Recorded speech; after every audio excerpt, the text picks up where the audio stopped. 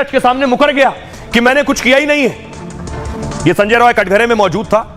Sanjay Roy rape murder का आरोपी case को भटकाने की कोशिश कर रहा है इस वक्त। सीबीआई पूछताछ में शुरू में गुनाह कबूल कर लिया था इसने, बड़ी आसानी से पूछताछ में रेप मर्डर की बात कबूला, लेकिन कोर्ट में पेशी के दौरान जज के सामने रोने लगा। जज के सामने रेप मर्डर केस में कह रहा है मैं तो निर्दोष हूं, मैंने कुछ किया ही नहीं है। जज के सामने रोते हुए कहा मैंने कोई क्राइम नहीं किया, मैंने कोई अपराध नहीं किया। डॉक्टर से रेप मर्डर के आरोपी ने कहा मुझे फंसाया जा रहा है, शायद पॉलीग्राफ टेस्ट से मेरी बेगुनाही साबित हो जाएगी। पॉलीग्राफी टेस्ट के लिए सीबीआई ने कोर्ट में पेश किया था। उस वक्त से सीबीआई ने कोर्ट में दावा किया था कि संजय ने जुर्म कबूल कर लिया है। संजय में कोई घबराहट नहीं थी और ना ही कोई पछतावा। इसने बिना हिचकिचाहट के पूरी घटना बताई। इसके बाद आरोपी संजय रॉय ने कोर्ट से कहा कि मुझे सोने की इजाजत दी जाए, मैं सो नहीं पा रहा हूं, सीबीआई की लगातार पूछताछ से थक गया हूं। 2 सप्ताह से कोलकाता पुलिस और सीबीआई लगातार पूछताछ कर रही है। संजय रॉय को प्रेसिडेंसी करेक्शनल होम के वीआईपी वार्ड में इस वक्त रखा गया है क्योंकि यह हाई प्रोफाइल मामला है। यहीं पर बंगाल के पूर्व मंत्री पार्थ चटर्जी भी है, ज्योति प्रिया मलिक को भी रखा गया इसी जगह पर। संजय रॉय को हाई प्रोफाइल लोगों से लेकिन अलग सेल में रखा गया।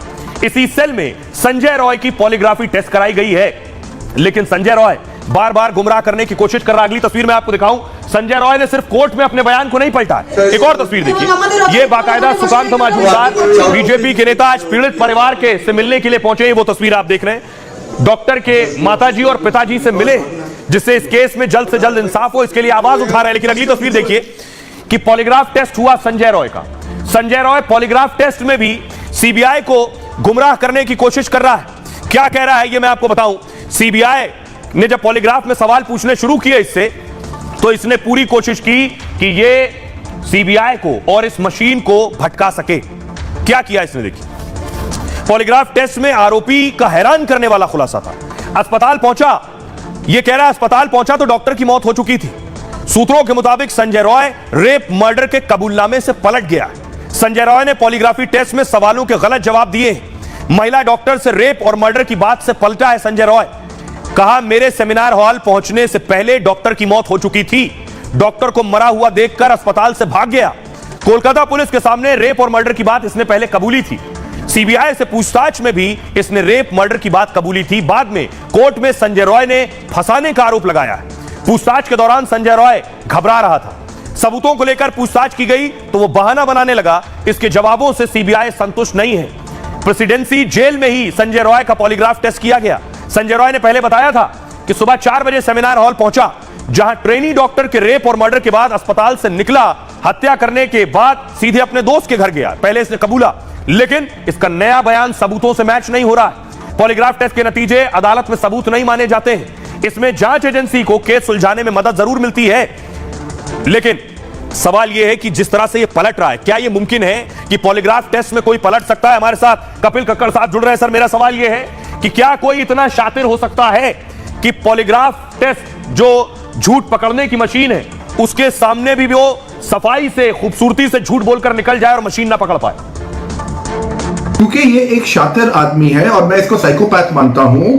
इसने शुरू से ही, और जो मैंने मीडिया रिपोर्ट्स में भी देखा है, इसने शुरू से ही पॉलीग्राफ के अंदर अपना इसने ब्रीदिंग जो है उसने बहुत फास्ट पेश कर ली होगी और इसने इस तरह की इमेजेस शुरू होने से पहले लाया होगा जहां पे इसका बीपी, पल्स रेट वगैरह बढ़ गया होगा। अब जब बढ़ गया है पल्स रेट, बीपी, तो अब मशीन, अब कोई भी आप उससे क्वेश्चन पूछेंगे तो वहां पे जो पॉलीग्राफ टेस्ट जो साइकोलॉजिस्ट और टीम ले रही है वो उसको आइडेंटिफाई नहीं कर पाएगी कि क्या वो सच बोल रहा है कि क्या वो झूठ बोल रहा है, क्योंकि इसके अंदर जो एक फॉल्स नेगेटिव होता है। अभी फॉल्स नेगेटिव क्या होता है कि जब आदमी का आंसर, जब आदमी गलत आंसर दे रहा हो, जब आदमी गिल्टी हो और फिर भी उसका आंसर वहां पे पकड़ा जाता है उसके हार्ट रेट और पल्स से। अब मुझे जो समझ आ रहा है इसका फॉल्स नेगेटिव इसलिए आ रहा है क्योंकि जब इसने आंसर्स करे हैं और काफी एविडेंसेस जो सीबीआई को मिली है उसको भी वो फॉल्स नेगेटिव, मतलब वो सच्चाई है, बट वो फिर भी उन जो it is right on the face जो सच्चाई है उसको भी वो कहीं ना कहीं मुकर रहा है। शुक्रिया कक्कड़ साहब। तो ये संभव है कि इस तरह की मशीन को भी डॉज दिया जा सकता है। मशीन को भी गुमराह किया जा सकता है, बहुत से शातिर ऐसा करते हैं। अगली बड़ी बात कि सीबीआई के लिए बड़ी चुनौती है। सीबीआई के लिए चुनौती क्या है मैं आपको बताऊं। सीबीआई इन्वेस्टिगेशन शुरू कर चुकी है। कोर्ट के आदेश के बाद सीबीआई ने जांच शुरू की, लेकिन सीबीआई से पहले कौन जांच कर रहा था? अगली तस्वीर देखिए। सीबीआई से पहले जांच कर रही थी कोलकाता पुलिस। कोलकाता पुलिस 3-4 दिन तक लीपापोती करती रही। कोर्ट ने बाकायदा फटकार लगाई थी पुलिस को कि पुलिस लीपापोती कर रही है। पुलिस की ही मौजूदगी में सब कुछ हुआ। अगली तस्वीर दिखाऊं। फॉरेंसिक टीम पहुंची, फॉरेंसिक जांच हुई। कोलकाता पुलिस के पास ही उस वक्त तक केस था। इसलिए सीबीआई के सामने देखिए चुनौती क्या है। सीबीआई के सामने बहुत से चैलेंजेस हैं कि सीबीआई को जांच देर से मिली, तब तक क्या पुलिस अपना काम कर चुकी थी? सीबीआई के ऑफिसर्स पूरी कोशिश कर रहे थे, सारे सबूत जुटा रहे थे। 18 दिन बाद भी कोलकाता केस की गुत्थी उलझी हुई। शुरुआत में कोलकाता पुलिस ने मामले की जांच की। कोलकाता पुलिस की जांच पर कोर्ट ने भी सवाल उठाए। पोस्टमार्टम के बाद केस में एफआईआर दर्ज की गई। पहली बार आप सुन रहे होंगे, बॉडी का पोस्टमार्टम हो गया, उसके बाद एफआईआर दर्ज हुई। कोलकाता पुलिस पर केस की लीपापोती करने का आरोप लगा। क्राइम सीन में कई पैरों के निशान मिले।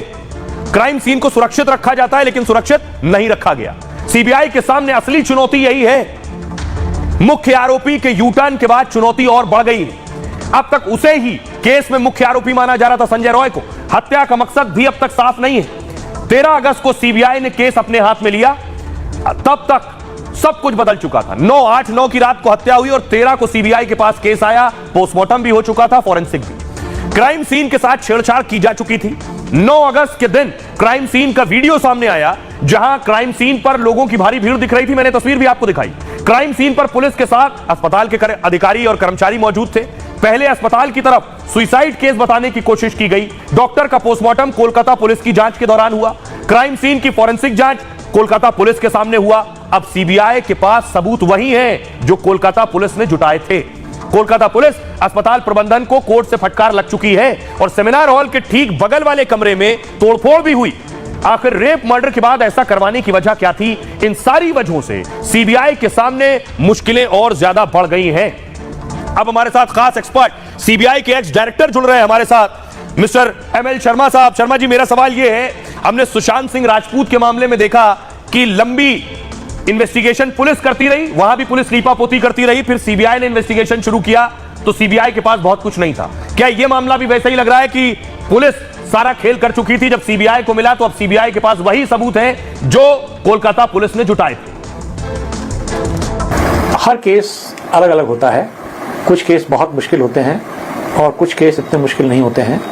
जहाँ तक कलकत्ता रेप और मर्डर केस का सवाल है, इसमें कलकत्ता पुलिस ने पहले ही एक आदमी को गिरफ्तार कर लिया है कि क्या वो इस केस में इन्वॉल्व है या नहीं है, और यदि इन्वॉल्व है तो क्या वो अकेला इन्वॉल्व है या उसके कोई साथ और भी दूसरे हैं। ये इस केस का जो सबसे अच्छा सॉल्यूशन है वो डीएनए फिंगरप्रिंटिंग के द्वारा है। विक्टिम के वेजिनल स्वैब्स का अगर डीएनए एनालिसिस कराया जाए तो पता चल जाएगा कि जो आदमी कलकत्ता पुलिस ने पकड़ा और जो अब सीबीआई में कस्टडी में है, उसका डीएनए मैच करता है या नहीं मैच करता है। अगर ये मैच करता है तो वही वास्तव में सही क्रिमिनल है।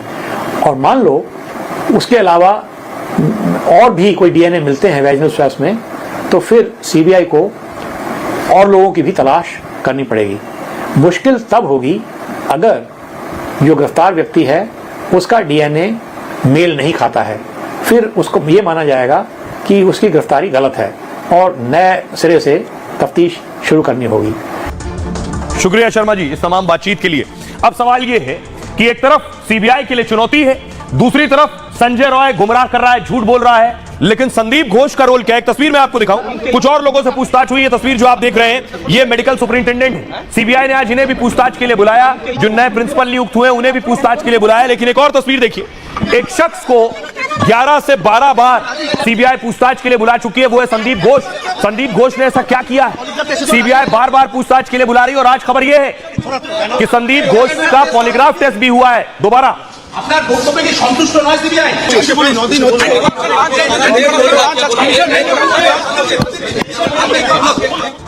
अब सोचिए जरा, संदीप घोष का आज फिर पॉलीग्राफ टेस्ट हुआ है। क्यों? एक बार पहले हो चुका है और दोबारा फिर कराया गया पॉलीग्राफ टेस्ट। पूर्व प्रिंसिपल संदीप घोष का पॉलीग्राफ टेस्ट हुआ और आज भी टेस्ट का दूसरा सेशन चला है इनका। संदीप घोष का कल भी पॉलीग्राफ टेस्ट हुआ था। सीबीआई की टीम संदीप घोष से लगातार पूछताछ कर रही है। लंबी पूछताछ में संदीप घोष के जवाबों से सीबीआई संतुष्ट नहीं है। रेप मर्डर के बाद संदीप घोष की भूमिका को लेकर सवाल है। सुप्रीम कोर्ट ने अस्पताल प्रबंधन पर सवाल उठाए हैं। इस्तीफे के बाद नई पोस्टिंग मिलने पर भी सवाल उठाए गए। सुप्रीम कोर्ट ने पूछा था प्रिंसिपल क्या कर रहे थे।